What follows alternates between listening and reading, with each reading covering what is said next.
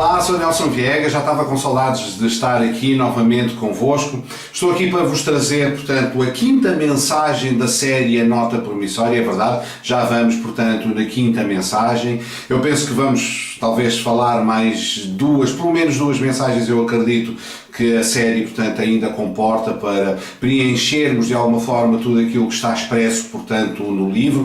Aliás, ficam a saber, portanto, que o livro, blog, como lhe quiserem chamar, eu gosto de lhe chamar livro porque um blog às vezes é um conjunto de pensamentos, portanto, sem ligação entre si. E no caso da Nota Promissória não, portanto é um livro completo com cerca de 30 capítulos, mas que está, portanto, em formato blog, portanto em formato de post. Seja como for, podes aceder, portanto, em www.notapromissoria.tk, podes encontrar aí não apenas, portanto, o livro, portanto, na sua íntegra, que eu recomendo verdadeiramente que leias, mas podes encontrar também aí todas as mensagens que entretanto vão sendo pregadas. Eu penso que ontem ou anteontem fiz o upload, portanto, da quarta mensagem. Portanto, e hoje estou aqui preparado para pregar a quinta mensagem. Só para fazermos aqui um bocado de recapitulação, porque eu acho que é importante, a primeira mensagem tinha como nome A Nota Promissória, portanto era a mensagem introdutória, portanto falava do amor de Deus para connosco, do facto de nós sermos feitos filhos de Deus. Explico, portanto, nessa mensagem como é que é esse processo, como é que se manifesta, portanto, o amor de Deus para connosco. É essencialmente uma mensagem sobre amor e sobre parentalidade. E penso eu que englobava os primeiros seis capítulos, portanto, do livro. A segunda mensagem chamava-se Lugares Secretos, e nessa mensagem, portanto, eu explico que nós fomos feitos para a comunhão com Deus. É essa a razão, portanto, de nós termos sido criados enquanto, portanto, seres humanos, é para a comunhão com Deus. Foi por essa razão também que Jesus Cristo nos salvou, nos resgatou-nos para a comunhão com Deus, para restabelecer, portanto, os laços de intimidade que nós tínhamos com Deus. A terceira mensagem chama-se Embaixadores de Cristo, portanto, e fala do nosso papel, do nosso chamado, portanto, do chamado de cada um de nós aqui na Terra, do propósito de Deus para nós, portanto, aqui na Terra. A quarta mensagem chama-se A Armadura de Deus. É uma mensagem que eu gostei muito de pregar, aliás, como todas as outras, são mensagens muito interessantes, mas a Armadura de Deus fala do conjunto de recursos, alguns dos recursos que Deus nos disponibiliza para nós podermos efetuar, portanto, o seu chamado aqui na Terra. Portanto, estas quatro mensagens estão todas disponíveis no site, estão todas lá, portanto, podes ouvi-las de seguida. Também, portanto, estão disponíveis no YouTube, de maneira que se quiseres subscrever, portanto, o canal do YouTube, eu também te agradeço verdadeiramente. Estou a tentar fazer com que o canal cresça, portanto, e quanto mais pessoas subscreverem o canal e quanto mais pessoas também virem, portanto, as mensagens e todos os pequenos filmes que eu lá ponho, mais pessoas são alcançadas, portanto, para Jesus. De maneira que, se tiveres disponibilidade também para ir ao canal do YouTube e fazeres lá, portanto, um like ou registares-te, também passas a receber mais rapidamente toda a informação, portanto, sobre aquilo que eu vou colocando. A mensagem de hoje chama-se Lidando com o Medo. Eu acho que ela é tremendamente oportuna, porque estamos no início de um ano novo, o ano 2018, e todos os inícios de ano, regra geral, causam alguma apreensão em algumas pessoas, não digo em todas, porque é aquela circunstância de que estamos a iniciar o ano e fazemos as resoluções do ano novo, mas lembramos que no ano anterior também já as fizemos, e no ano anterior também já as fizemos, e depois acabamos por não implementar, e muitas vezes vemos que as coisas não mudam. Então eu acho que esta mensagem é oportuna para trazer nesta altura do ano, em que nós eventualmente queremos, uns querem mudanças, outros não querem mudar absolutamente nada, mas é uma mensagem que fala sobre medo. Portanto, também, enquanto mensagem, engloba em si um conjunto, portanto, de capítulos do livro que estão resumidos, portanto, nesta mensagem, e o meu sentimento também é que eu não vou ser capaz de terminar em tempo útil, portanto, ela ficaria muito longa, portanto, talvez esta mensagem acabe por se dividir em duas mensagens, ou parte do conteúdo desta mensagem será incluída, portanto, na mensagem a seguir. Mas essencialmente começando, eu já orei para que Deus abençoe a tua vida, para que Deus abençoe a vida de todos aqueles que estão, portanto, a assistir a esta mensagem e que ela possa tocar o teu coração, possa ser palavras de vida, palavras de poder e não apenas, portanto, de sabedoria humana. Portanto, já orei para que Deus abençoe a tua vida, que traga libertação, cura, sinais e maravilhas, que é tudo aquilo que acompanha a pregação, portanto, do Evangelho. Muito bem, então, o que é o medo? Ora, o medo, acima de tudo, portanto, é uma emoção. Qualquer psicólogo, qualquer psiquiatra, portanto, dirá que o medo, portanto, é uma faculdade humana, faz parte, portanto, do conjunto de emoções que todo ser humano, portanto, tem, a par de emoções como o amor, como o carinho, como a raiva, como o ódio. Portanto, o medo faz parte, portanto, do rol de emoções com que todos os seres humanos, portanto, estão dotados e que todos os seres humanos foram dotados, inclusive por Deus. Ora, eu refuto, portanto, um pouco essa teoria, não de que as emoções, do que o medo seja uma emoção, o medo efetivamente é uma emoção, mas refuto a teoria de que o medo faz parte, portanto, do rol de emoções que Deus, portanto, nos deu, e se elas estão em nós foi porque Deus, portanto, as colocou em nós. Não é necessariamente verdade, ainda que elas hoje possam ter alguma utilidade e que nós possamos, portanto, através de uma boa gestão das nossas emoções, ser capaz, portanto, de tirar partido delas e lidar bem com elas, mas não é verdade que o medo, portanto, faça parte, assim como o ódio, portanto, a raiva, não fazem parte do conjunto de emoções que eu acredito que Deus, portanto, colocou em nós para fazermos, portanto, face às nossas necessidades, portanto, diárias. Mas, essencialmente, portanto, o medo, eu gosto de classificá-lo mais como sendo um sintoma, portanto, uma espécie de um barómetro, algo que indica que alguma coisa em nós eventualmente, portanto, não está bem. E eu gosto de comparar, quando eu digo que o medo é um sintoma, eu gosto, por exemplo, de o comparar com a febre ou com a tosse. A febre e tosse são dois sintomas. Elas não são necessariamente o problema em si, mas estes sintomas mostram que alguma coisa não está bem, portanto, com o nosso organismo. Portanto, são um indicador. Quando nós temos febre, vou-te dar o caso, por exemplo, de um bebê, de uma criança que está, portanto, na sua fase de desenvolvimento, nomeadamente no aparecimento dos seus dentes, portanto, é natural que ela chore. O choro também, portanto, não é um problema, o choro também é um indicador, o choro também é um sintoma, portanto, de que alguma coisa não está bem, neste caso com a criança. Ela pode ter febre, porque os dentes estão efetivamente a nascer, mas pode ter febre por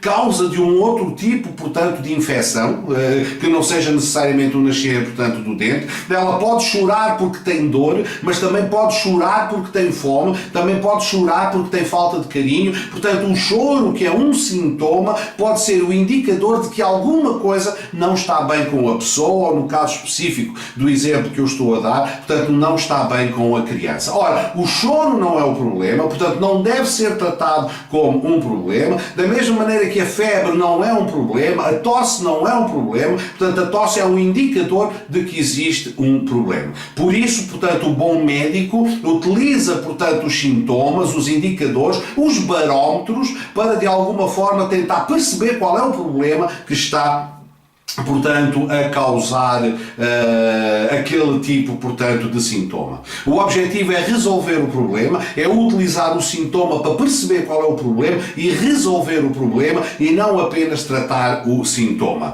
Porque, por exemplo, se alguém está com febre e se o foco for apenas reduzir a febre, existem medicamentos que a pessoa pode tomar, baixa a febre, mas o problema, portanto, continua a lá estar, por isso depois o problema volta, portanto, sempre que passa o efeito daquele medicamento. Por isso os médicos receitam antibióticos no sentido de trabalhar, portanto, a infecção que está a dar origem então à febre. Uma vez resolvido o problema, portanto, o sintoma desaparece. Portanto, eu penso que percebeste, é simples, não tem nada, portanto, de extraordinário esta explicação, esta compreensão de que o medo, portanto, é um sintoma, um indicador, um barómetro de que algo efetivamente na nossa vida, portanto, não está bem. Em termos, portanto, do nosso relacionamento com Deus, muitas vezes o medo pode ser um indicador indicador, um barómetro para o nosso nível de fé, ou para o nosso nível de conforto, ou para o nosso nível de confiança. Eu gosto muito de utilizar esta comparação e acredito verdadeiramente que a fé é um excelente indicador,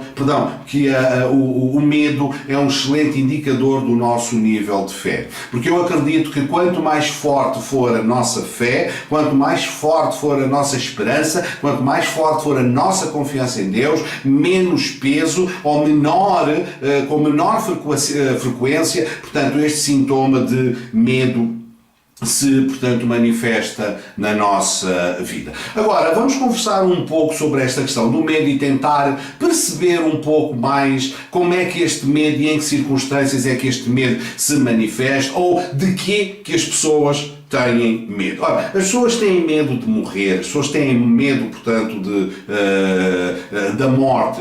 Então, quando eu dizia, por exemplo, que a fé, o medo, portanto, é um indicador do nível de fé, eu dizia que quanto maior a nossa fé, menor, portanto, o nosso medo. É natural que pessoas sem fé tenham um relativo medo, portanto, da morte. O que é que vai acontecer? Será que eu, quando estou morto, aparentemente morto, dentro de um caixão, eu sinto ou não sinto alguma coisa? Será que eu estou ali fechado naquela caixa e estou a sentir claustrofobicamente aquilo que estou a viver, ainda que aparentemente e para os outros eu esteja morto? Já ouvi muitas vezes algumas pessoas terem medo da morte porque manifestam este tipo de preocupação. Dizem, eu estou ali, estou a sentir tudo, não posso fazer nada, mas na realidade estou vivo, e as pessoas pensam, portanto, que eu estou morto. As pessoas têm medo, portanto, da morte, têm medo de falhar, as pessoas têm medo de ficar sós, as pessoas têm medo do desconhecido. Eu tenho aqui uma lista comigo. As pessoas têm medo da rejeição, as pessoas têm medo, portanto, de ficar doentes, têm medo de não ter dinheiro, as pessoas têm medo de ficar desempregadas, portanto, as pessoas têm medo do desconhecido, as pessoas têm medo de montes de coisas, não é? Depois há pessoas que têm medo de cães, têm fobias, têm medo de andar de elevador, têm medo das alturas, têm medo do escuro. Portanto, são imensas, portanto, as razões pelas quais as pessoas, portanto, têm medo. Mas, contudo, eu penso que posso resumir, posso reunir, portanto, todos estes medos em dois grandes medos, duas grandes categorias em que todos os medos, de alguma forma, portanto, se inserem aí. Que é o medo de não ser capaz ou o medo de não ser aceito, não ser amado. São os dois grandes medos que, de alguma forma, portanto, englobam todos os outros medos. Nós temos medo de não ser capazes de fazer o que quer que seja, não ser capazes de encontrar um emprego, não ser capazes de sobreviver a uma doença, não ser capazes sei lá, de estarmos perante o público, de não sermos. Nós temos medo, um dos grandes medos, portanto, que engloba a maior parte de todos os medos, é este medo de não ser capaz, de não estar apto, de não ter qualidades, de não ter condições para fazer face às várias circunstâncias, portanto, que podem acontecer à nossa vida. Este é um dos grandes medos. O outro medo é o medo de não ser aceite, é o medo, portanto, de não ser amado, é o chamado medo da rejeição. Portanto, estes dois grandes medos, de alguma forma, englobam, portanto, todos os medos que as pessoas ao longo da sua vida, portanto, vão sentir. E isto porquê? Porque os psicólogos, os humanistas, portanto, têm estudado um conjunto, portanto, de necessidades básicas que todos os seres humanos têm, que quando elas não são satisfeitas, criam em nós situações de desconforto, portanto, desequilíbrios emocionais, e desses desequilíbrios emocionais, portanto, surgem um conjunto de emoções que eu costumo chamar que são escalas, portanto, de medo, desde o estar, por exemplo, ansioso, não é? Desde o estar com medo até ao estado de pânico, até ao estado de fobia, são escalas, portanto, desde uma leve ansiosidade, um estado de inquietação, até ao pânico mais profundo. Portanto, tudo isto se insere numa escala, portanto, de medos. E então, desde Abraham Maslow, portanto, um psicólogo que todos nós já devemos de alguma forma ter visto ou até estudado profundamente, portanto, a teoria da motivação de Maslow, que é apresentada, portanto, através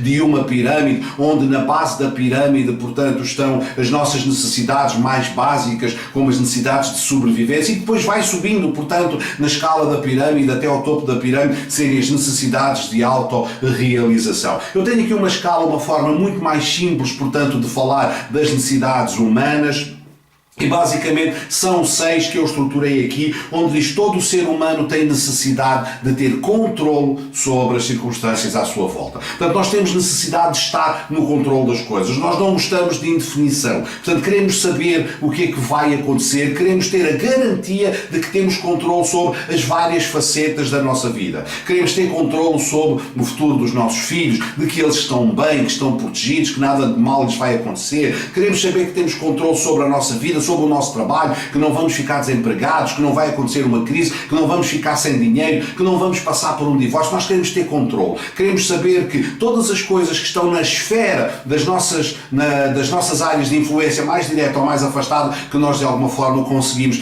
ter controle sobre essas circunstâncias. Isto dá-nos conforto. Quando nós de alguma forma percebemos que podemos perder o controle sobre estas circunstâncias, então permitimos que o medo e que a ansiedade entre na nossa vida. Uma outra razão, portanto, uma outra necessidade que é fundamental para o ser humano, portanto, é a necessidade de aventura, de variedade, portanto, de ter variedade, de descobrir, portanto, coisas novas, de ter experiências novas. É por essa razão que nós somos tão consumistas, que algumas pessoas andam sempre à procura do novo iPhone, do 5, do 6, do 7, do 8, a necessidade de trocar, portanto, de carro, a necessidade de fazer uma viagem, de experimentar uma nova aventura, de experimentar um novo conjunto de emoções, portanto, de fugir da rotina. Enquanto uns, por um lado, gostam muito da rotina porque lhes dá aquela sensação de segurança, outros obtêm essa sensação de segurança pela aventura, pelo facto de experimentarem coisas novas. E quando isso é afastado, portanto, da vida deles, as pessoas sentem medo e ansiedade, porque não têm variedade, portanto, na sua vida, porque não conseguem experimentar coisas novas.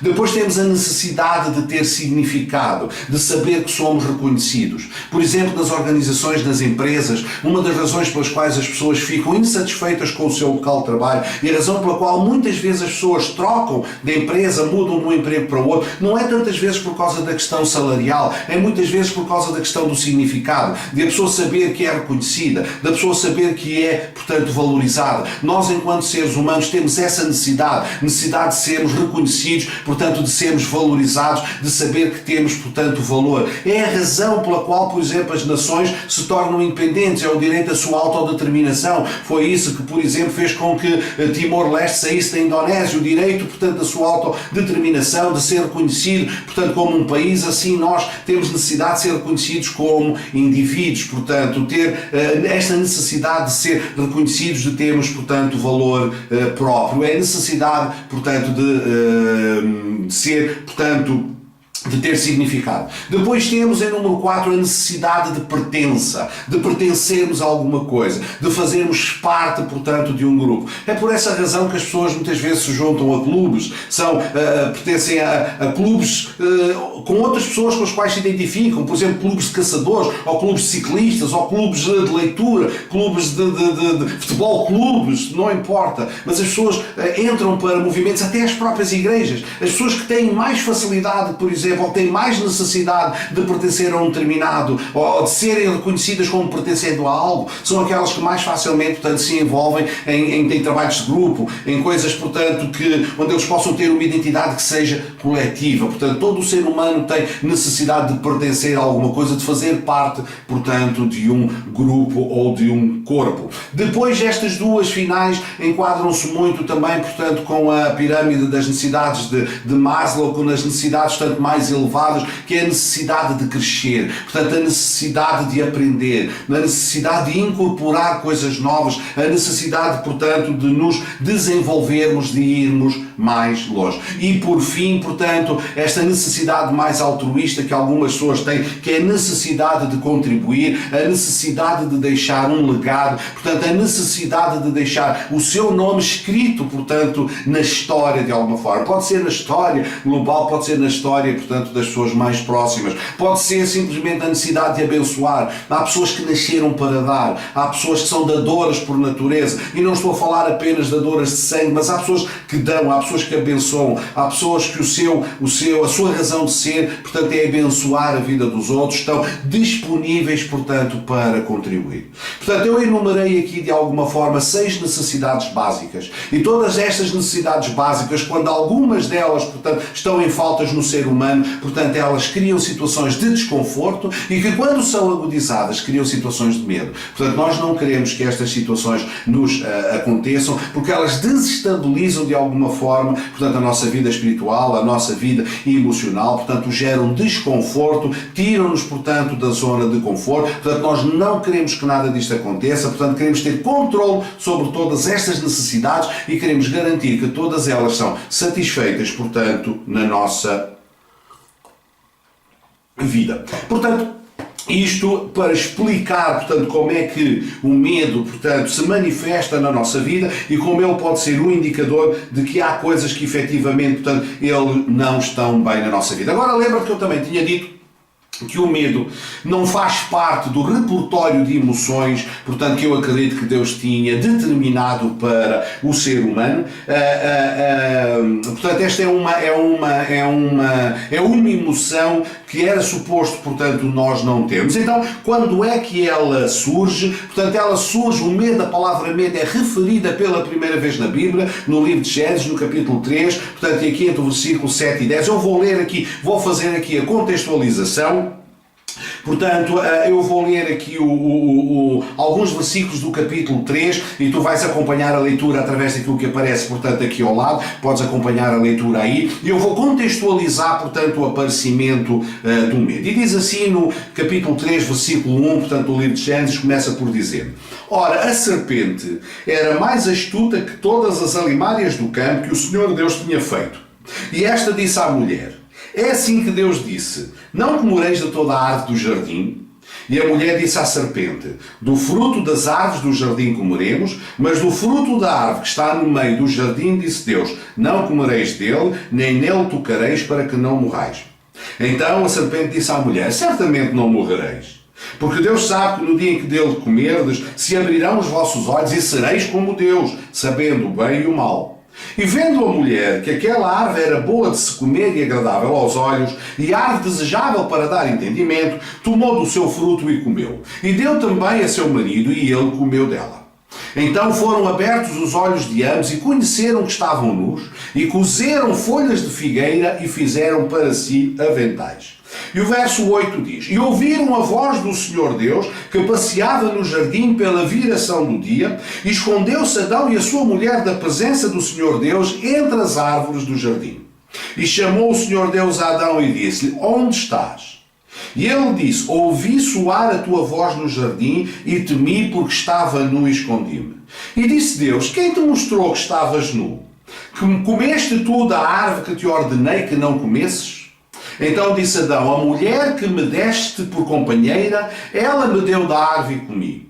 Então disse Adão: A mulher que me deste por companheira, ela me deu da árvore e comi. É verdade. E disse o Senhor Deus à mulher: Por que fizeste isso? E disse a mulher: A serpente me enganou e eu comi. Então o Senhor Deus disse à serpente: Porquanto fizeste isto, maldita serás, blá, blá, blá, e vai por aqui fora. Mas basicamente, portanto, onde é que eu me quero centrar? Praticamente, portanto, até aqui, até este momento, portanto, não havia, ou seja, quando o homem, portanto, foi criado, não era suposto, portanto, ele ter medo. Contudo, depois de ele ter pecado, depois de ele ter desobedecido a Deus, então só para contextualizar aqueles que não conhecem bem a história, basicamente, portanto, Deus preparou, portanto, um jardim para Adão e Eva e disse a Adão, portanto, que ele devia tomar conta daquele jardim e deu-lhe aqui uma simples condição. Das centenas de milhares de árvores, portanto, que existiam, havia uma em particular, portanto, haviam duas que eram específicas. Uma que era a árvore do conhecimento, portanto, do bem e do mal, ou da ciência do bem e do mal, e, portanto, a árvore da vida. Eles podiam comer de todas as árvores, inclusive da árvore da vida. Okay? A única árvore onde eles efetivamente não podiam tocar era a árvore do conhecimento do bem e do mal. Ok, aquela árvore estava-lhes interdita de todas os milhares de árvores que lá haviam, podiam comer de todas e, repito, inclusive da árvore do bem e do mal, que até aquele momento, portanto, não lhes estava interdita.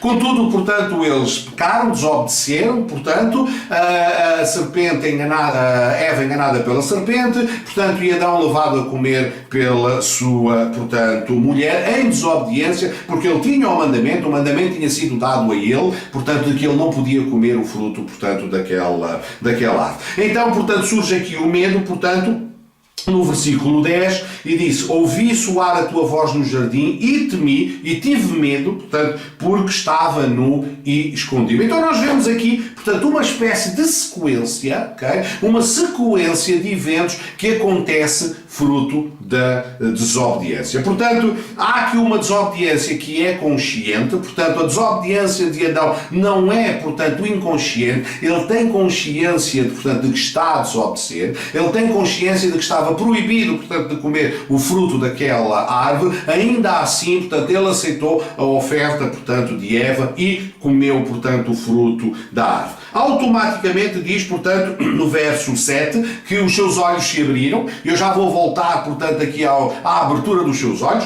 mas ele tem percepção, portanto, da sua nudez. E percepção da sua nudez, portanto, fala do seu estado de queda. E imediatamente, então, ele tem medo. Reparem bem, não é apenas, portanto, o medo, a primeira emoção, portanto, que é manifesta, mas o medo, portanto, abre o campo, não é, a uma nova percepção, portanto, de uma nova realidade na qual, portanto, Adão e Eva passam, portanto, a estar inseridos. Mas, portanto, vem o medo e associado ao medo vem exatamente o quê? Vem, portanto, a fuga. Se tu reparares bem, portanto, uma das grandes justificações que os psicólogos hoje, os psiquiatras e os estudiosos, portanto, da natureza humana e dos comportamentos humanos dizem, portanto, exatamente isto, portanto, que o medo é uma reação de fuga. Quando nós temos medo, portanto, nós fugimos. E foi precisamente isso que aconteceu, portanto, com Adão e Eva. Eles tiveram medo, ouviram a voz do Senhor, portanto, eles tiveram medo. Mas esta voz do Senhor não lhes causava medo antes.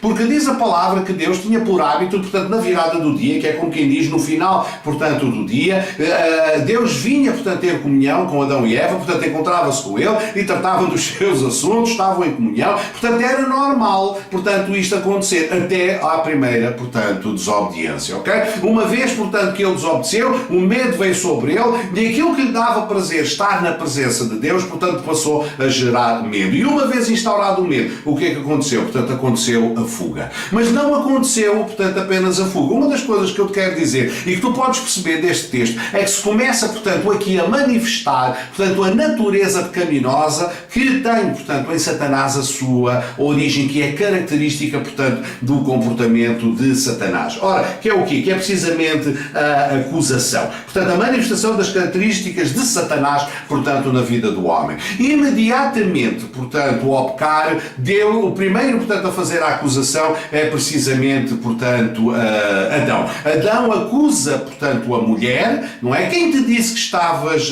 nu? Por acaso comeste tu do fruto da árvore que eu te proibi? E ele diz, a mulher... Portanto, apontou o dedo à mulher, a mulher que tu me deste, me deu, portanto, a comer. Ou seja, portanto, Adão torna-se o primeiro acusador, o primeiro homem a manifestar características, portanto, da natureza do diabo, tornando-se também ele, portanto, acusador, acusando não só a mulher como sendo responsável por lhe ter dado, portanto,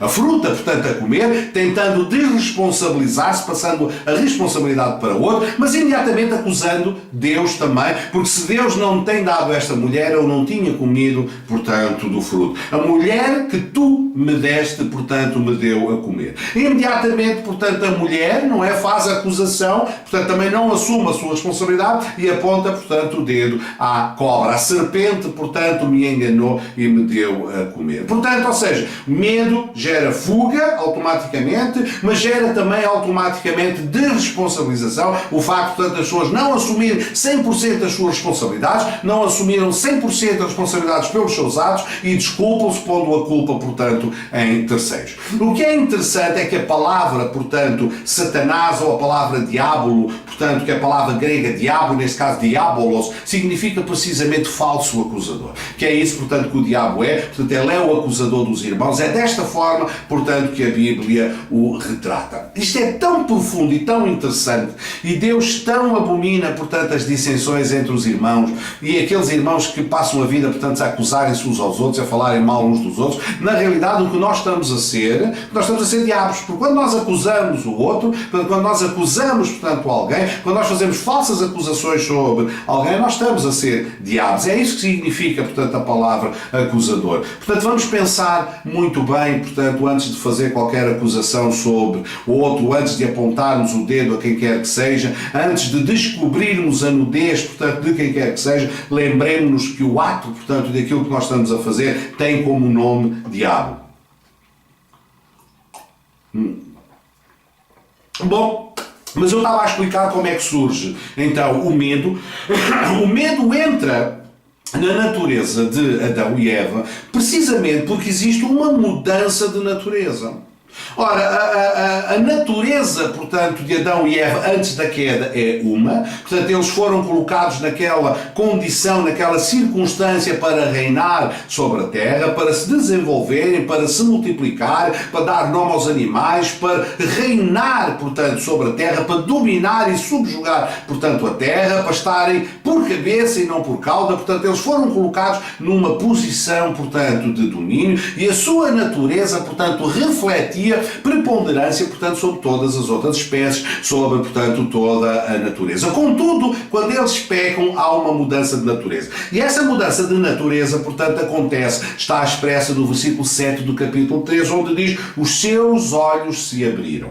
E eles perceberam, quando os seus olhos se abriram, que estavam nus. Ora, eles sempre estiveram nus. Portanto, ou seja, não há uma mudança das circunstâncias à sua volta. O que há uma mudança é da sua percepção. Porquê? Porque ao mudar a sua natureza, muda o seu entendimento sobre as coisas. Portanto, diz lá no versículo 7 que os seus olhos, portanto, se abriram, tiveram então percepção de que estavam nus e depois diz que fizeram para si próprios aventais. Cozeram, portanto, uniram as folhas da figueira, as folhas da árvore e fizeram para si próprios aventais. Isto é muito interessante porque o que é que este verso fala? Portanto, fala desta desobediência a Deus, significa uma separação, portanto, de Deus, e é como se tivesse existido aqui uma declaração de independência. E esta declaração de independência manifesta-se por quê? No facto de eles próprios tentarem por si próprios cobrir, portanto, a sua própria nudez, fazendo para si próprios aventais. Significa que eles já não dependiam, portanto, eles achavam para si próprios que já não dependiam, portanto, do favor de Deus, já não dependiam, portanto, do suprimento de Deus, e eles próprios fizeram, portanto, uma cobertura para si mesmos, ou seja, através das suas próprias obras, portanto, eles quiseram cobrir a sua própria vergonha, que é como quem diz, eles quiseram com a sua própria elaboração, portanto, compensar de alguma forma o erro praticado. Portanto, a nudez aqui fala, primeiro a desobediência fala, portanto, de um estado de independência relativamente, portanto, a Deus, ok? Quando nós desobedecemos, nós tornamos independentes. Quando nós obedecemos, nós somos dependentes. Portanto, esta relação de obediência, dependência, desobediência, independência, portanto, funciona perfeitamente. Portanto, nós, se calhar, muitas vezes não pensamos nesta relação causa e efeito, mas é assim, portanto, que funciona. Toda a desobediência, portanto, é uma forma de independência. Quando o filho pródigo, portanto, resolveu desobedecer, portanto, ao pai, é uma forma, ele manifestou, portanto, ali a sua independência. Com certeza que não era desejo do pai que o filho fosse, portanto, o filho foi contrário à vontade do pai, portanto, foi num ato de desobediência e dessa forma, portanto, manifestou a sua independência. Foi precisamente aquilo que aconteceu aqui com Adão. Quando ele conscientemente, portanto, rejeitou, desobedeceu, portanto, o mandamento de Deus, ele tornou-se independente, portanto, de Deus. O seu estado de nudez, portanto, fala do quê? Fala da sua carência, portanto, de recursos. E é isso que, regra geral, acontece, portanto, quando as pessoas se tornam independentes. Significa que as pessoas tornam-se elas próprias responsáveis, não é? Por elas próprias, portanto, gerarem os seus próprios recursos. E é isso que acontece aqui, portanto, com Adão. Ainda que isto acontece apenas na mente de Adão. Isto acontece porque houve uma mudança da sua natureza e ele passa a achar que agora está desligado de Deus, independente de Deus e tem que suprir, portanto, as suas próprias necessidades. Não é necessariamente isto que Deus quer, nem é necessariamente esta a posição de Deus para com os seus filhos. Mas a nossa mudança de natureza, o nosso estado caído, o nosso estado separado, diz que a partir de agora, portanto, nós somos responsáveis pelo nosso próprio suprimento. E é aí que muitas vezes o medo entra na nossa vida, porque dizemos, e como é que eu me supro agora? Onde é que estão os recursos, não é? E então, para tapar a sua nudez, eles fazem-no com folhas, portanto, de árvores. E reparamos que Deus faz o quê? Deus faz o primeiro sacrifício, neste caso, portanto, tira as peles de um animal, portanto, um sacrifício que tipifica a graça de Deus. Portanto, aquilo que é sacrificado não é Adão, não é Eva, mas é um animal. Para quê? Para que o pecado, portanto, de Adão e Eva seja então coberto. E repara bem, o pecado não é a nudez, não é? O pecado, portanto, é a desobediência. Mas é preciso sempre um sacrifício para que aquele pecado seja coberto. E quem faz esse sacrifício, quem fez o suprimento, continua, portanto, a ser Deus. Deus é o supridor e Ele quer continuar a suprir, portanto, a nossa vida, quer continuar a tomar conta das nossas necessidades, tal como o Senhor Jesus, portanto, no Sermão da Montanha, portanto, em Mateus 5, 6 e 7, portanto, Ele nos diz claramente para não nos preocuparmos, portanto, com as nossas necessidades diárias, porque o nosso Pai que está no céu sabe que nós precisamos dessas coisas. Diz para olharmos para os passarinhos e para os lírios, que se vestem melhor, portanto, que Salomão, que nem em toda a sua riqueza, portanto, se vestiu tão bem como eles. Portanto, ou seja, percebamos que o suprimento, portanto, de Deus para a nossa vida enquanto Pai, Ele está lá sempre presente. Aquilo que muda, portanto, é a nossa natureza, a nossa percepção, portanto, sobre como é que é a nossa vida. E é isso que acontece aqui, portanto, no versículo 7, os seus olhos, portanto, se abriram. Ora, portanto, o que é que acontece aqui? Aqui há uma perda de confiança, ok? Portanto, há uma mudança de natureza, portanto, a natureza de Adão e Eva muda, portanto, eles deixaram de estar na dependência de Deus, declararam para si próprios, portanto, um nível de independência e houve uma mudança, portanto, de natureza, perdeu-se a confiança, ao perder a confiança, portanto, instaurou-se um medo. Portanto, essa espécie de vírus mortal, essa espécie de característica passa, portanto, a estar presente no ser humano. E o primeiro homem, que é feito, portanto, à semelhança de Deus, que é o caso, portanto, de Adão e Eva, com depois, portanto, a geração de Adão. Diz que nós, portanto, somos feitos à semelhança de Adão. Significa que, ao sermos descendentes, portanto, de Adão, já somos descendentes, portanto, de uma natureza pecaminosa, de uma natureza, portanto, que já está corrompida, de uma natureza que está independente de Deus, de uma natureza que procura suprir, portanto, a si próprio pelas suas próprias necessidades, e que quando não tem forma de suprir, então sente medo. Quando as suas necessidades, sejam elas de que forma for, nós temos, e aqui quero fazer esta ressalva, nós temos a tendência de pensar que sempre em dinheiro, que necessidades é dinheiro, nem sempre, portanto, aliás, na maior parte dos casos, não é, portanto, a necessidade mais importante. Estudiosos dizem, por exemplo, que os mamíferos, e principalmente o ser humano, que a sua necessidade mais premente e mais importante é a necessidade de amor. Se a criança, quando nasce, o bebê, quando nasce, não for acarinhada, não for tocada, não for amada, esta necessidade, portanto, de amor, se não for suprida, portanto, à criança, ela terá grandes dificuldades, portanto, em sobreviver na sua vida. Portanto, o amor é a necessidade mais forte, portanto, que o ser humano tem necessidade de ver suprida. Quando falha, portanto, isto, quando todas estas necessidades não são supridas, portanto, este sentimento de impotência invade, portanto, o ser humano e daí, portanto, o medo. A pergunta que se faz é possível recuperar, portanto, esta confiança? É possível reconfiar, portanto, recuperar a confiança em Deus? Não é possível fazer uma vida sem medo? É possível viver, portanto, uma vida que não seja dominada pela ansiedade, que não seja dominada pelo medo, ainda que por causa, portanto, da nossa natureza possamos, eventualmente, em algumas circunstâncias, estar mais ou menos ansiosos ou sentir, portanto, uma sensação de medo, mas que é apenas momentânea. Porquê? Porque nós sabemos onde estamos, de onde viemos e para onde é que vamos, sabemos de quem somos, conhecemos as promessas de Deus na nossa vida e por essa razão não deixamos que o medo tome controle, portanto, das nossas emoções, ou melhor, ou que seja uma emoção dominante na nossa vida. Sim, é possível recuperar a confiança, é possível viver a nossa vida sem viver, portanto, debaixo de estados de ansiedade, debaixo de estados de medo, debaixo de estados de confusão. É possível, portanto, recuperar essa confiança.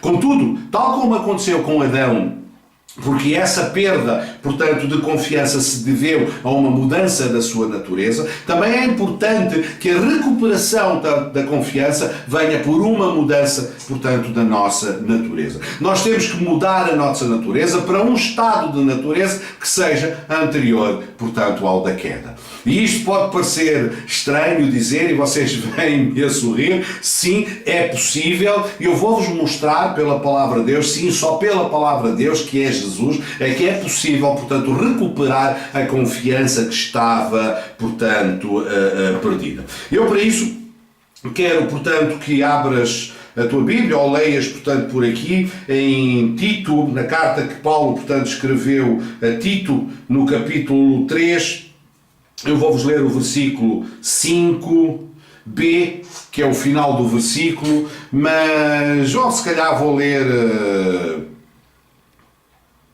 Ok, versículo 4 e 5 é suficiente. E diz assim: mas quando apareceu a benignidade e caridade de Deus, nosso Salvador, para com os homens, não pelas obras de justiça que houvéssemos feito, mas segundo a sua misericórdia, e vê bem aqui agora, mas segundo a sua misericórdia, nos salvou pela lavagem da regeneração e da renovação do Espírito Santo. Portanto, eu vou utilizar aqui dois versículos, este de Tito, e depois Mateus 19, 28, que já lá vamos, mas e depois também Romanos 12, 2, para te explicar aqui o conceito, portanto, desta mudança, portanto, de natureza, desta mudança de natureza para recuperarmos, portanto, um estado anterior ao do Gênesis. Mas eu vou repetir, diz assim: nos salvou pela lavagem da regeneração e da renovação do Espírito Santo. As palavras que eu quero que tu te foques é regeneração e renovação do Espírito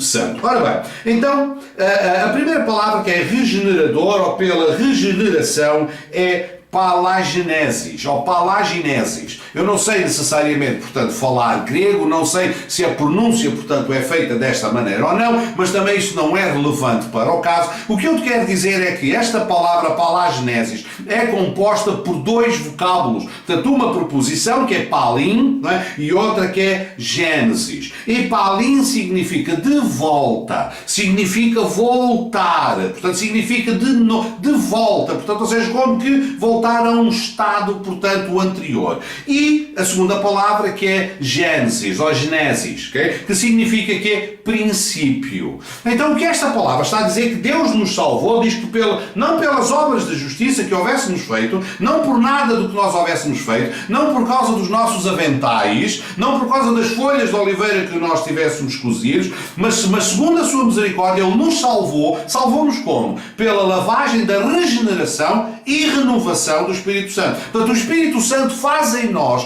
provoca em nós o quê? Uma regeneração, não é? E uma renovação, que são duas coisas distintas. A primeira, que é a regeneração, que é colocar-nos de volta, levar-nos de volta ao Gênesis. Palin e Genesis. Paligenesis. Não sei se lê assim, também não importa, mas a conjugação das duas palavras é exatamente esta: levar-nos de volta ao Gênesis. Porquê levar-nos de volta ao Gênesis? O que é que isso significa? Significa levar-nos de volta a um estado, a uma natureza que é anterior, portanto, à da queda de Adão. É isto que significa. Quando Ele nos salva, significa que Ele nos coloca-nos numa circunstância que é anterior, portanto, à da queda. Porque a queda significa a perdição. Um estado anterior ao da queda significa salvação. Ou seja, é como se nós voltássemos, portanto, à natureza que Adão tinha antes, portanto, de ter pecado, antes de ter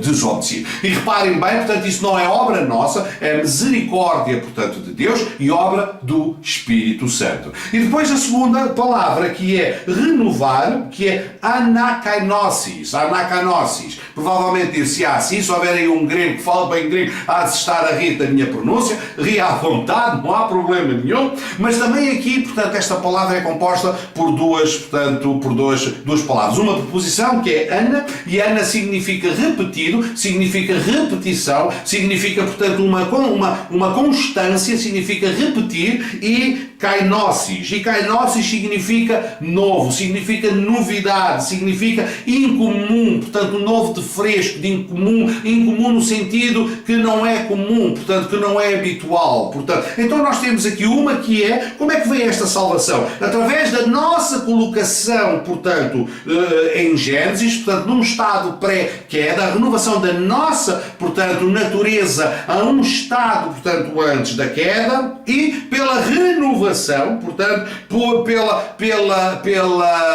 por fazer, portanto, algo de novo em nós, algo incomum, algo que não é normal existir, portanto, algo que é fresco. Okay? Então nós vemos aqui que é possível recuperar, portanto, esta confiança perdida. Nós podemos viver uma vida, portanto, sem medo, sem estar dependente, portanto, das circunstâncias à nossa volta, ou que o foco não esteja na nossa dependência dos nossos próprios recursos para fazer face às circunstâncias da nossa vida, mas que a nossa confiança esteja depositada, portanto, em Deus. Isso só pode acontecer quando nós, portanto, somos renovados pelo Espírito Santo, somos colocados numa natureza que é anterior, portanto, à natureza da queda. Este regenerar significa, portanto, exatamente isso. E eu quero vos trazer, portanto, as expressões originais, o grego original aqui utilizado, não porque eu quero mostrar que sei falar grego, como eu já disse, eu não sei, mas não saber não significa que eu não seja capaz de estudar, não significa que eu não seja capaz de pegar num bom dicionário e não seja capaz de perceber ou tentar perceber o que é que as palavras significam, portanto,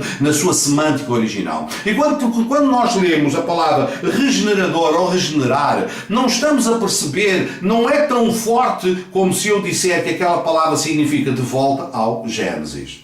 Nós somos salvos porque somos trazidos de volta ao Gênesis. Tem muito mais impacto, é muito mais forte, é muito mais poderoso, okay, do que dizer regenerar. Okay? Ainda que regenerar seja gerar de novo. Portanto, ou seja, a palavra, a semântica da palavra deveria ter efetivamente o mesmo impacto.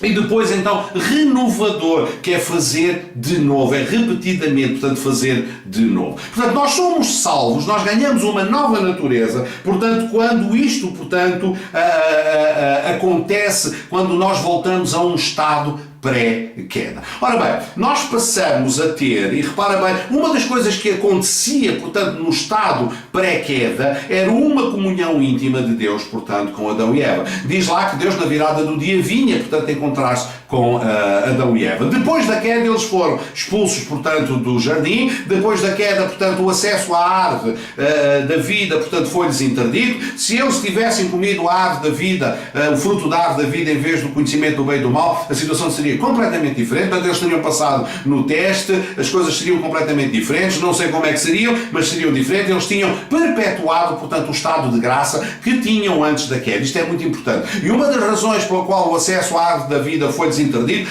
foi para que eles não perpetuassem o estado de queda em que estavam. Okay? Eles, se tivessem comido, portanto, do fruto da árvore da vida antes da queda, eles tinham perpetuado o estado de graça. Se comessem, portanto, da árvore da vida depois, portanto, da queda, perpetuavam, portanto, o estado de queda. Por isso eles foram impedidos, para permitir que a salvação que está em Cristo Jesus pudesse, portanto, alcançar-nos a nós hoje, todos aqueles que vieram antes de nós, portanto, também, inclusive todos aqueles que vieram antes de Cristo, incluindo, portanto, Adão e Eva. Mas isso é outra mensagem. Bom, continuando nesta questão da nossa regeneração, de nós recuperarmos a nossa confiança através da transformação da nossa natureza, eu quero que tu ainda abras em 2 de Pedro, capítulo 4, e vamos completar, portanto, deixar que a Bíblia se explique, portanto, a si mesmo, e fazemos aqui, portanto, a doutrina desta renovação, portanto, desta alteração da nossa natureza. Portanto, 2 Pedro, capítulo 1, versículos 2, 3 e 4,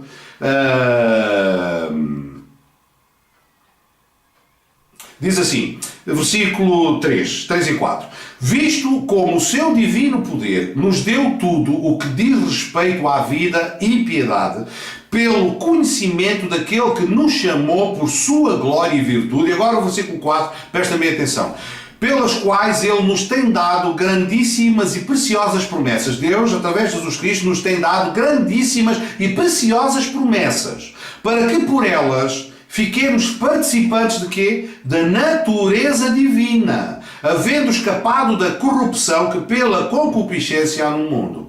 Portanto, ou seja, nós somos feitos participantes da natureza divina. Portanto, ou seja, nós deixamos de ter, portanto, de viver apenas de acordo, portanto, com a nossa natureza, ou seja, há uma transformação da nossa natureza, portanto, há um voltar, um trazer-nos de novo, portanto, a uma determinada posição, uma posição, portanto, anterior à queda, e fazermos participantes, portanto, da natureza divina. Agora, reparem bem, isto não é mérito nosso. E tu podes dizer assim, mas espera aí, o que é que acontece? Continuas a viver na terra, a tua carne continua a ser corruptível, sim, mas eu já expliquei em outras mensagens anteriores que esta é a minha carne, é a minha habitação tremenda, eu não sou a minha carne, eu não sou o meu corpo, eu sou essencialmente, portanto, um ser espiritual que habita, portanto, num corpo. Portanto, ou seja, eu passo a inclinação da minha carne, a inclinação da minha natureza passou a ser para as coisas de Deus, em vez de ser para as coisas da carne, conforme diz aqui, portanto, no versículo, havendo escapado da corrupção, que pela concupiscência, portanto, a concupiscência é o quê? É a atração que existe, portanto, nas coisas do mundo, para com as pessoas do mundo, que leva, portanto, as pessoas ao pecado e à desobediência, portanto, perante Deus.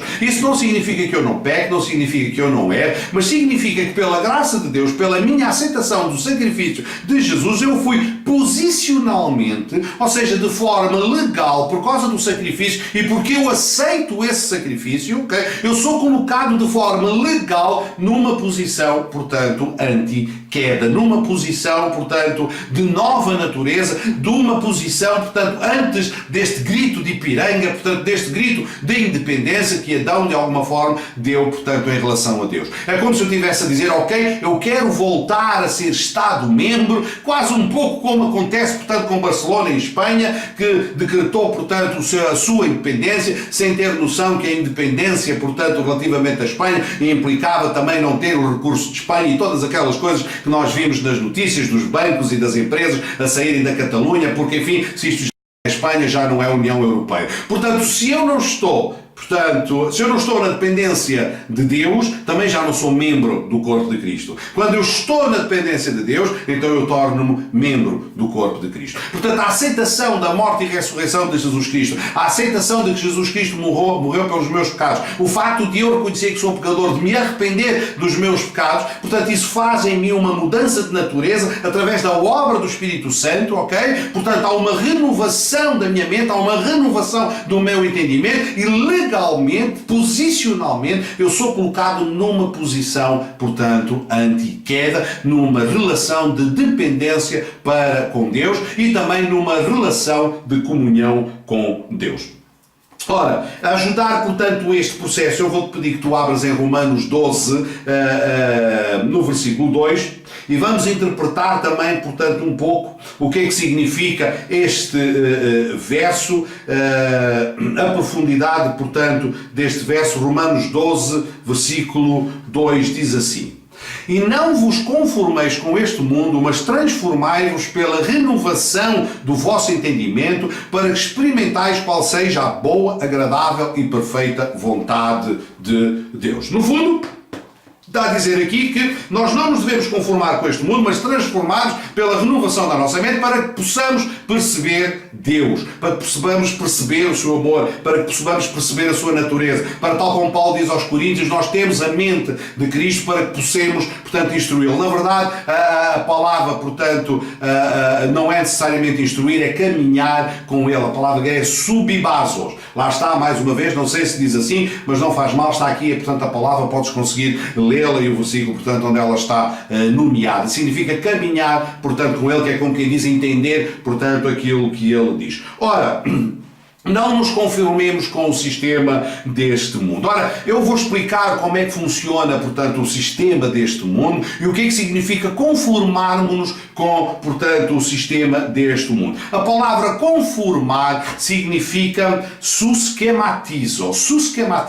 E sus significa com, em ligação a. E esquematizo vem da palavra esquemático, vem da palavra esquema. Aliás, não é vem da palavra, a palavra esquema ou esquemático vem desta palavra esquematizo, que significa forma. E quando ele diz para nós não nos conformarmos, para nós não nos moldarmos, é para nós não assumirmos a forma deste mundo. Porque este mundo tem uma forma, tem um esquema, tem um conjunto de paradigmas no qual, portanto, ele se rege, pelo qual ele é gerido, não é? E o que a Bíblia está aqui a dizer, o que Paulo está aqui a dizer, é para nós não nos conformarmos, é para nós não nos moldarmos. Ora, eu quero explicar como é que funciona o molde. Tu tens uma determinada, portanto, substância com uma determinada cavidade que está, portanto, invertida. Repara bem, o molde, portanto, é sempre feito de forma inversa e depois é vertido lá para dentro, portanto, uma substância líquida que depois irá secar e depois quando ela sai do molde vem então, portanto,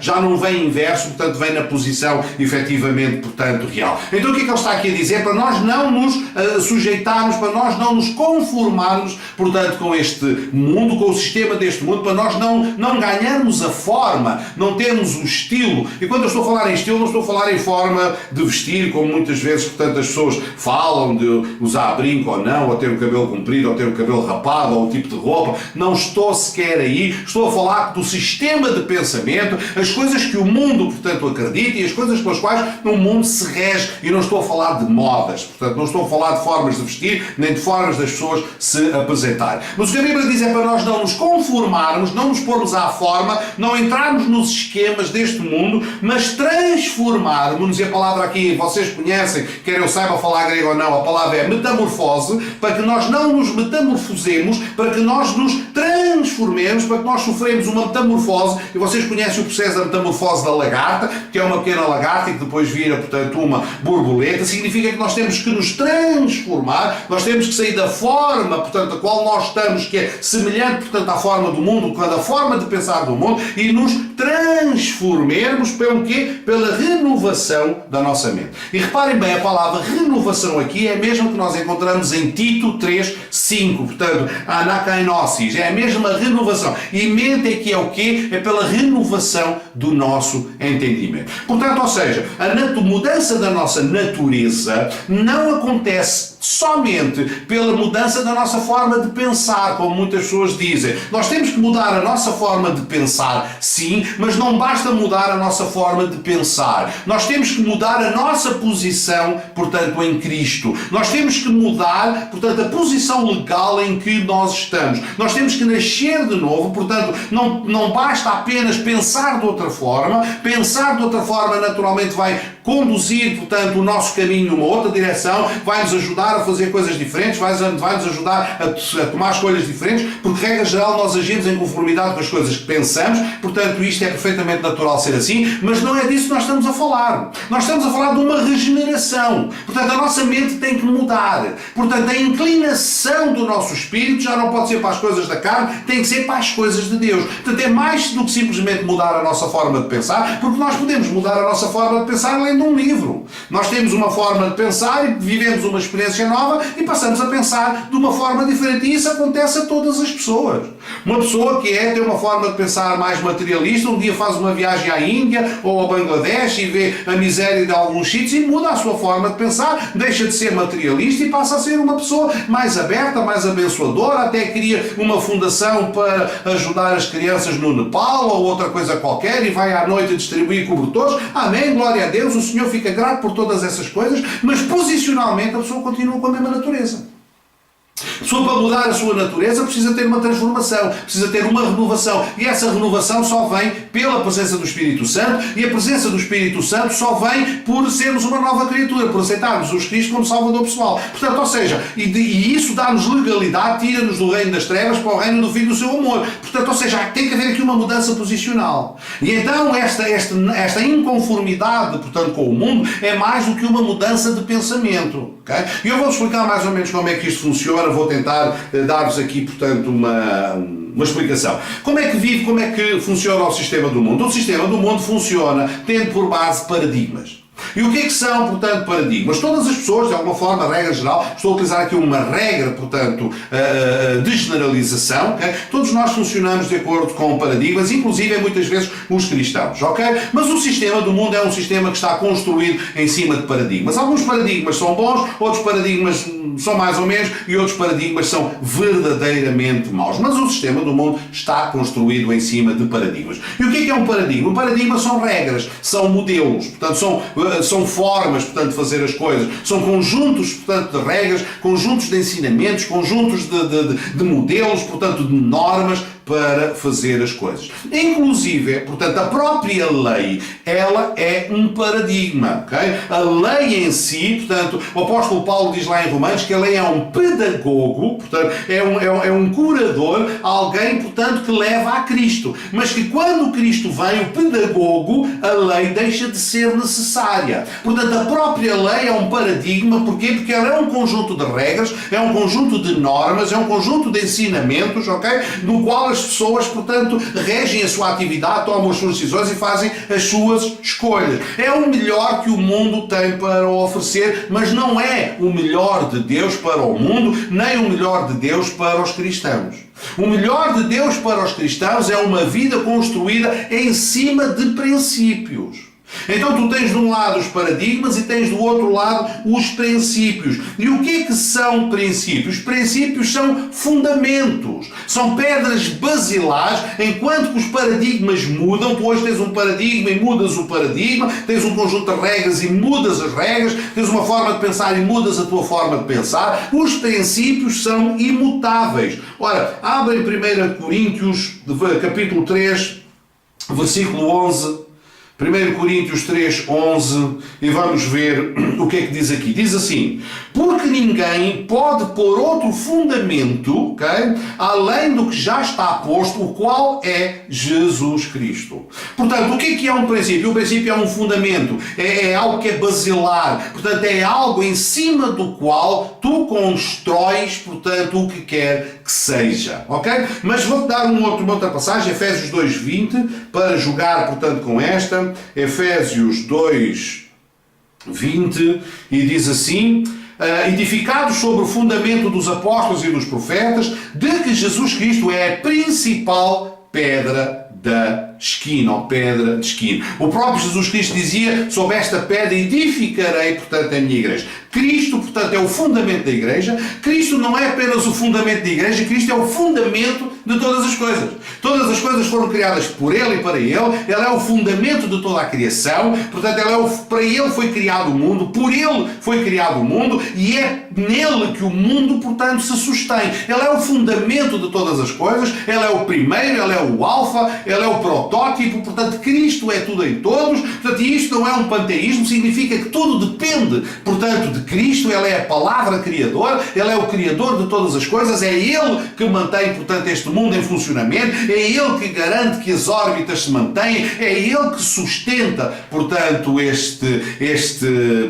mundo. Ele é o fundamento, portanto, de todas as coisas. Ora, como é que funciona a nossa mudança, portanto, de natureza? É quando nós vivemos na nossa vida centrado em fundamentos, em princípios e não em paradigmas ou regras. Não é, portanto, na lei, sim, mas, por exemplo, vou-vos dar aqui alguns exemplos, portanto, de fundamentos, não é? Que estão, portanto, que fazem parte da vida do cristão, ou que devem fazer parte de uma vida, portanto, transformada, de uma vida que vive de acordo com a natureza de Deus. Por exemplo, fundamentos. Quais são os fundamentos, portanto, da vida em Cristo? Nós temos o fundamento da graça, nós temos o fundamento da unidade, temos o fundamento do amor, temos o fundamento da fé. Eu vou dar aqui alguns exemplos, por exemplo, do fundamento da fé, como podia dar da graça, da unidade, do amor, para perceberes um pouco o que é viver uma vida, portanto, centrada em fundamentos e em princípios, e não uma vida, portanto, fundamentada em regras ou em paradigmas.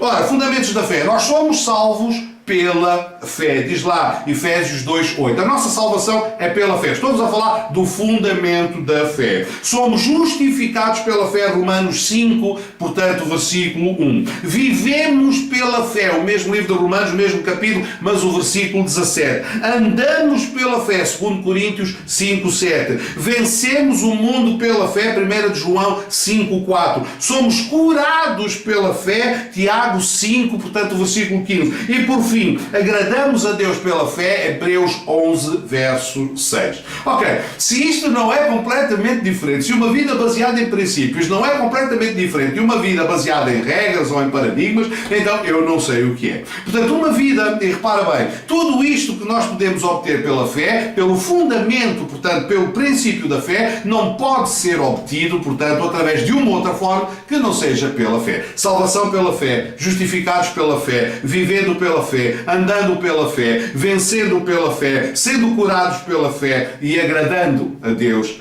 pela fé. Ora, isto implica, portanto, uma mudança de natureza até para a compreensão de como é que isto funciona. Como é que eu sou salvo pela fé? Bom, não é pela construção dos meus aventais. Isto é um dom de Deus, portanto, não há nada, okay, que eu possa fazer para me salvar, portanto, a mim mesmo. A minha justificação, que é a minha posição, portanto, em Cristo, okay, o estado legal em que eu fico quando eu sou salvo, é algo, portanto, que eu só posso obter pela fé. O meu viver, o meu dia-a-dia, as coisas que faço, as minhas programações, tudo aquilo, portanto, que eu faço é baseado na fé, no sentido em que é Deus que vai suprir, portanto, todas as minhas necessidades, que vai dar o crescimento, portanto, que vai fazer crescer, quer seja o meu negócio, quer seja a minha família, quer seja o que quer que seja, aquilo que tu possas efetivamente imaginar. Quando diz vivemos e andamos pela fé, significa que vivemos na dependência de Deus. Isto não significa que a gente não trabalhe. Não, significa que nós fazemos aquilo que fazemos porque sabemos que Deus vai dar, portanto, o crescimento, e em nenhuma dessas circunstâncias nós tememos, em nenhuma dessas circunstâncias nós temos medo, em nenhuma dessas circunstâncias nós ansiamos. Nós não precisamos de ansiar, nós fazemos a nossa parte e sabemos que Deus vai tomar conta do resto. Portanto, vencemos o mundo, as vicissitudes do mundo pela fé. Somos curados pela fé. Agradamos a Deus pela fé. Diz lá que sem fé não é possível agradar a Deus. Portanto, eu não sei se consegui explicar o que é uma vida vivida tendo por base fundamentos ou princípios que são a mesma coisa, ok? De uma vida, portanto, vivida com base em paradigmas que são formas de pensar. São coisas completamente diferentes. Então, quando há um novo nascimento, quando qualquer pessoa, quando qualquer ser humano percebe que foi alcançado pelo amor de Deus, toma uma decisão de aceitar Jesus Cristo como seu Salvador pessoal, okay? Toma uma decisão, portanto, de voltar, portanto, à comunhão com Deus, reconhecer, portanto, que Deus é o Criador de todas as coisas, que o homem, portanto, por causa do erro de Adão, vive separado de Deus, e basta que cada um se examine a si próprio e perceba, quer dizer, dá graças a Deus por tudo, vive em função, portanto, de Deus, reconhece Deus como seu Senhor, quer ter uma vida reta diante de Deus, tudo aquilo que faz procura, portanto, agradar a Deus. Qualquer ser humano sabe, não é? Se tem uma vida que está em conformidade com Deus, portanto, ou não, se tudo aquilo que faz o faz pela fé, ou se faz, portanto, para si próprio. Se tem Deus como o centro da sua vida, se Jesus é o centro da sua vida, ou se Ele próprio, portanto, é o centro da sua vida. Qualquer pessoa consegue perceber isto. Quando a pessoa toma a decisão de colocar Jesus no centro da sua vida, então inicia-se um processo de mudança de natureza. Automaticamente uma renovação, legalmente somos colocados, portanto, em Gênesis, voltamos, portanto, ao início ao estado de pré-queda, automaticamente a nossa mente, portanto, se renova, deixamos de ter inclinação para as coisas, portanto, da carne, para passarmos a ter inclinação para as coisas de Deus. Naturalmente que, mais uma questão, mais uma variável, portanto, da fé. A fé vem pelo ouvir, portanto, o ouvir pela palavra de Deus. Como é que a fé se edifica? Este fundamento, como é que ele aparece? Como é que ele se forma? É através do ouvir, portanto, da palavra de Deus. A Bíblia diz que o meu povo morre por falta, portanto, de entendimento. Quando não se ouve a palavra de Deus, portanto, não há transformação. Este fundamento não existe na nossa vida, que é o fundamento da fé, que vai determinar, portanto, depois todos os nossos sucessos. A Bíblia nos diz, então, para nos transformarmos, para não ganharmos a forma do mundo, mas transformarmos pela renovação, portanto, do nosso entendimento, que é uma mente nova, renovada, portanto, transformada. Então aí passamos a andar pela fé, viver pela fé, ser salvos pela fé, ser curados pela fé, adorando pela fé, enfim, tudo aquilo aquilo que nós fazemos, portanto, está construído debaixo deste princípio, portanto, fundamental, que é uma redundância, porque todos os princípios são fundamentais e todos os fundamentos são principais. Ok? Bom, como é que nós depois temos que viver? Nós temos que viver, portanto, de acordo com as promessas, não é? Como é que nós combatemos, portanto, este medo? Porque ele pode haver circunstâncias que vêm à nossa vida que podem gerar, portanto, em nós medo, ou seja, o estímulo vem até nós, portanto, o medo pode, portanto, vir em forma de pensamento, vir em forma de circunstância, portanto, nós não estamos livres dos dardos inflamados do inimigo, como eu já tive, portanto, a oportunidade de explicar na mensagem que partilhei sobre a armadura de Deus, portanto, nós vivemos num mundo, não é, que está construído em cima de um conjunto, portanto, de regras que não glorificam Deus, de maneira que todos os dias recebemos milhares, portanto, de estímulos que tentam, portanto, desviar a nossa atenção para as coisas de Deus e que podem fazer com que em determinadas circunstâncias, portanto, possa vir um pensamento, possa vir um sentimento, portanto, de medo à nossa vida. Aquilo que eu recomendo é que nós reconheçamos ou que traçamos, portanto, as promessas, portanto, de Deus à nossa vida, de perceber que para essas circunstâncias Deus tem promessas para, portanto, a nossa vida e para isso precisamos de conhecer bem, portanto, a palavra de Deus. Eu vou repetir o que já disse, portanto, na semana passada ou na mensagem passada, quando diz Romanos 8:37, diz que somos mais que vencedores. Que diremos, pois, destas coisas? Se Deus é por nós, quem será contra nós? Então eu sou chamado a perceber, não é a recitar, não é a papaguear, não é a convencer-me através da recitação da palavra, okay, para que ela possa fazer efeito no meu coração. Isso não é fé. Okay? Portanto, fé é eu acreditar, é eu perceber, é eu ter noção que a palavra de Deus é verdade e que a palavra de Deus não volta vazia para trás e que se Deus disse, está dito e ela se cumpre na minha vida. Okay? Tal como diz em João 15, portanto, se vocês estiverem em mim, as minhas palavras estiverem em vós, pedireis, portanto, o que quiseres e assim vos será feito. Portanto, eu sou a videira verdadeira, portanto, se vocês estiverem enxertados em mim, tudo aquilo que vocês pedirem, portanto, assim será feito, sem mim nada podeis fazer. Eu tenho que ter noção, tenho que perceber que isto é a realidade da minha vida, eu não tenho que me convencer. Eu não preciso me convencer, porque se eu precisar de me convencer disto, então eu estou a viver de acordo com as obras do meu entendimento.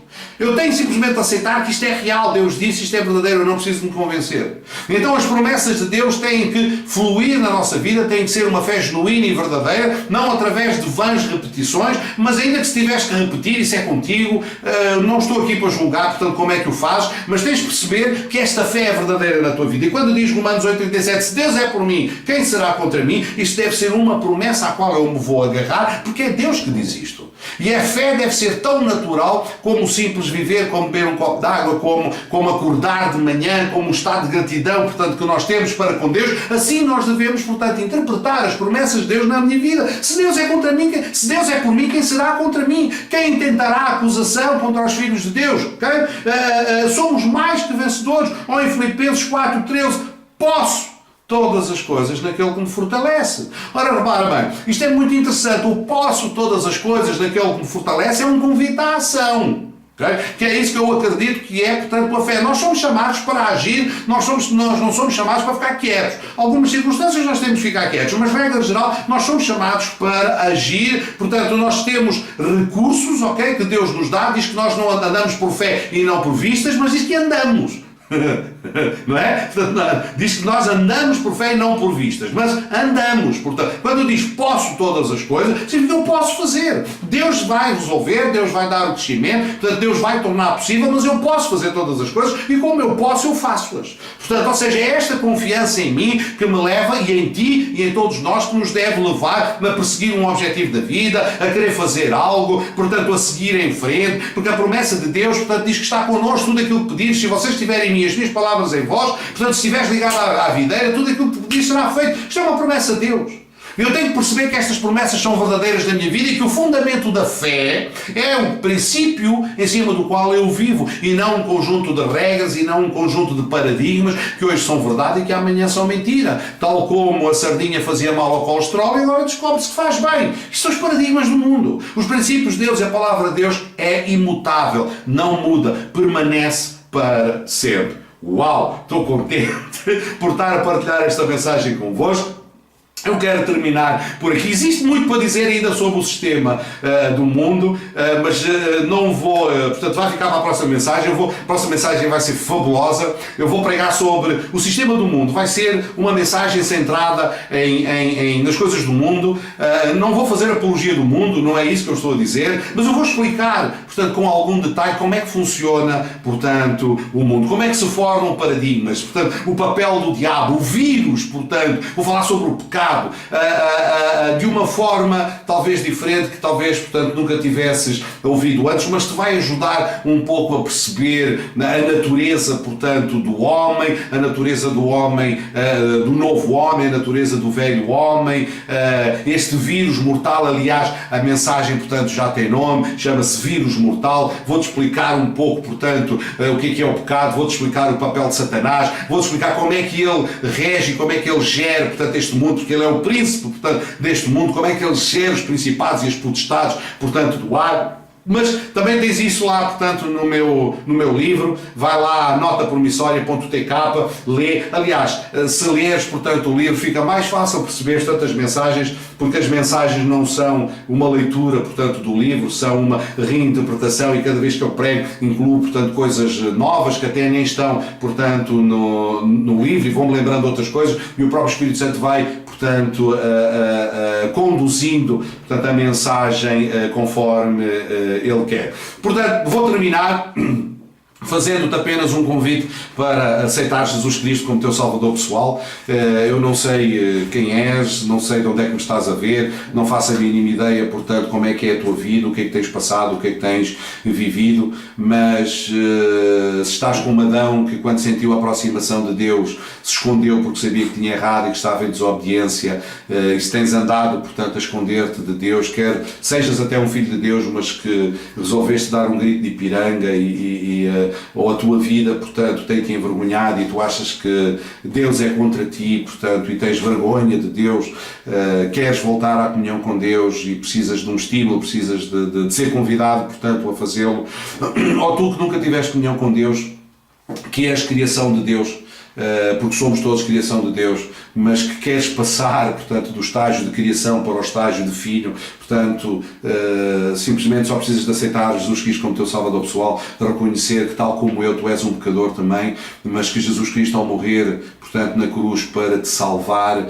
Ele pagou, portanto, o preço que tu tinhas que pagar, Ele levou o escrito de dívida, portanto, que existia contra ti. Aliás, esta série chama-se Nota Promissória, precisamente por isso. Jesus Cristo é a nossa nota promissória, portanto, é o cheque da nossa salvação, que foi passado, portanto, em nosso nome, em teu nome, e que quando tu pegas nesse cheque, que é a cruz, portanto, é a morte, portanto, de Jesus Cristo na cruz, e levas ao mistério da justiça no céu, e dizes, está aqui este cheque, portanto, passado e assinado por Jesus Cristo, pelo valor da tua vida, tu passas a ser filho de Deus, passas a beneficiar da eternidade, portanto, da comunhão de Deus, porque eterno já tu és, não te preocupes, nós já somos eternos, portanto, tudo aquilo que Deus fez, portanto, fez bem feito e fez para sempre, portanto, a eternidade, portanto, é nossa. A questão que está aqui é onde é que nós vamos passar essa eternidade. Se vamos passar essa eternidade junto de Deus, em comunhão com Deus, ou se noutro sítio, portanto, qualquer, que não é, portanto, a presença de Deus e o prazer, portanto, e o gozo, portanto, da presença de Deus.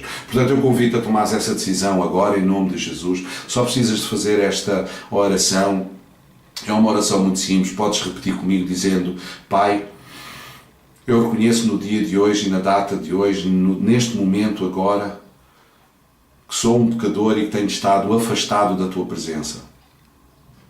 Mas que reconheço que enviaste o Teu Filho para morrer por mim naquela cruz do Calvário. E que no dia de hoje, na data de hoje, eu reconheço que Jesus Cristo morreu por mim e o aceito como o meu Senhor e meu Salvador. Em nome de Jesus. Deus te abençoe.